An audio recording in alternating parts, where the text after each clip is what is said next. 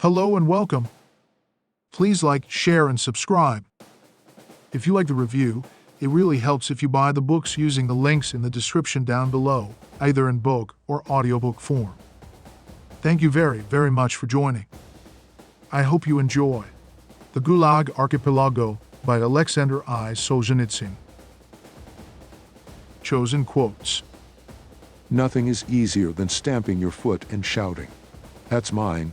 It is immeasurably harder to proclaim, "You may live as you please." Unlimited power in the hands of limited people always leads to cruelty. Political genius lies in extracting success, even from the people's ruin. We didn't love freedom enough, and even more, we had no awareness of the real situation. You only have power over people as long as you don't take everything away from them, but when you've robbed a man of everything, he's no longer in your power. He's free again. The author.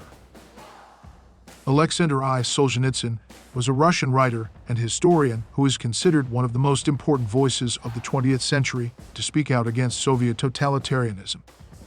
He was born in 1918 in Kislovodsk, Russia, and served as a captain in the Red Army during World War II. After the war, he was arrested and convicted of criticizing Joseph Stalin in a letter to a friend and spent nearly a decade in the Soviet labor camp system, known as the Gulag.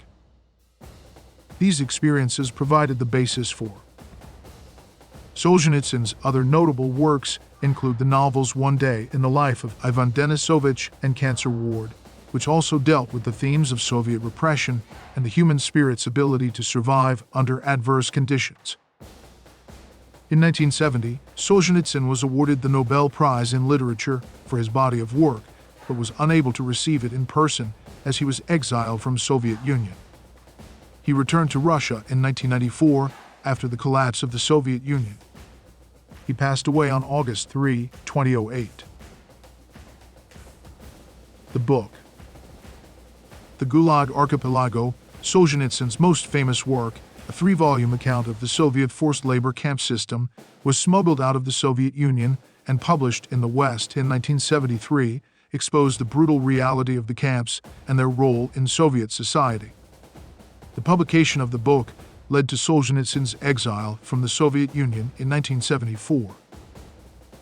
The book is a mixture of history, memoir, and reportage, and covers the period from the early days of the Soviet regime to the 1960s.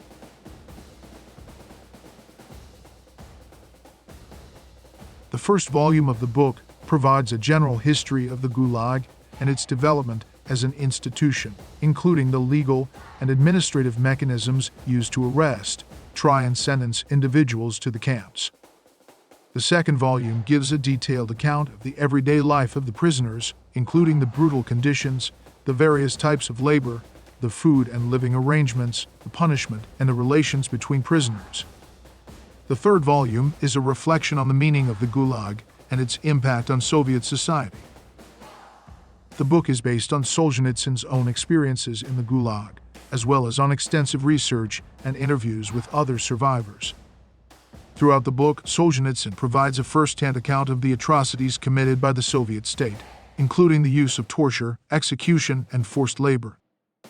He also describes the resilience and resistance of the prisoners and the ways in which they attempted to maintain their humanity in the face of such inhumane conditions. It is an account of the collectivist oppression and how it affected the individual and dehumanized the prisoners, stripping them of their rights, their dignity, and their humanity. It illustrates how the system denied the prisoners the right to a fair trial and how it used propaganda to justify its actions.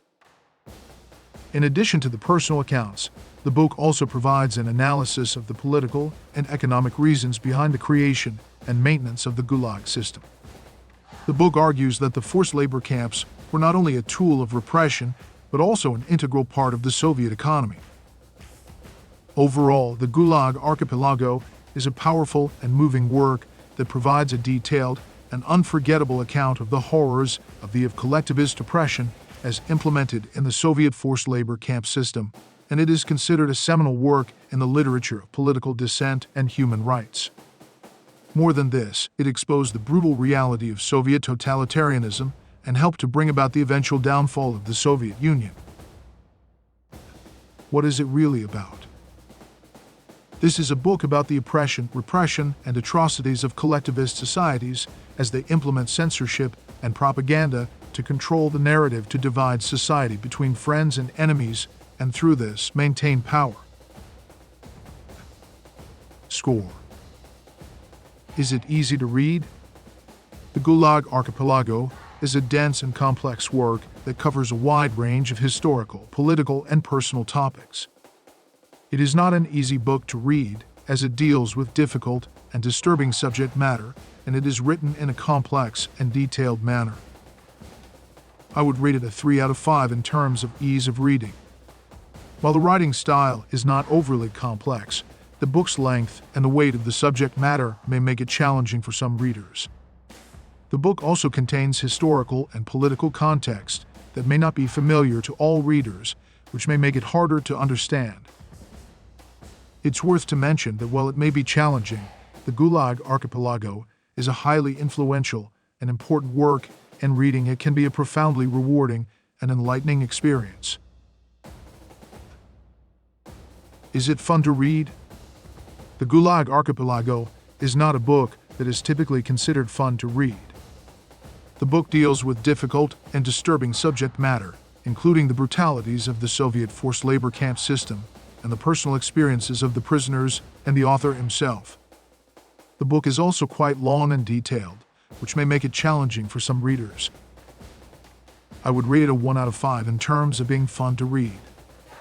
While it is a highly influential and important work of literature that provides a detailed and powerful account of the horrors of the Soviet forced labor camp system, it is not a light or entertaining read. It is a serious and sobering work that requires the reader to engage with difficult and disturbing subject matter. It's worth to mention that while it may not be considered fun to read, it is transformative. You may find joy on learning, understanding, and knowing. You may also find joy in being enlightened about the reality of the collectivist societies. Enjoying the transformational taste of the bitterness of reality is a developed taste, and not for everyone. But if you can go through the darkness to find light, this is the kind of book that shapes personalities and intellects for the better. Is it relevant? It provides a powerful warning against the dangers of totalitarian collectivism and the importance of protecting individual rights and freedom. It is also a reminder of the importance of bearing witness to historical events and of the power of literature in shaping public consciousness and bringing about political change. It will change you and your view on the world forever. It may be the most relevant book written in the 20th century. I will repeat this because it is worth for you to consider it when making the decision to read it or not. It may be the most relevant book written in the 20th century. 5 out of 5. Do I recommend it? I would recommend it to the following groups of people. To history and political science students and scholars, it would be a valuable resource for students and scholars studying this historical period and the impact of totalitarianism on society. To human rights activists and organizations, it would be valuable for those working to promote human rights and raise awareness about the importance of protecting individual rights and freedom.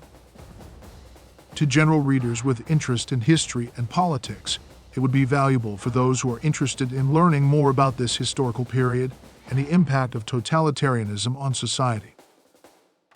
To literature lovers, it would be valuable for readers interested in exploring the role of literature in shaping public consciousness and raising awareness about human rights abuses. Anyone who wants to understand the human experience under totalitarianism, the book provides an account of the human experience under the Soviet forced labor camp system, giving an insight into the resilience of the human spirit against oppression. Thank you again for joining. Don't forget to like, share, and subscribe. I look forward to seeing you again.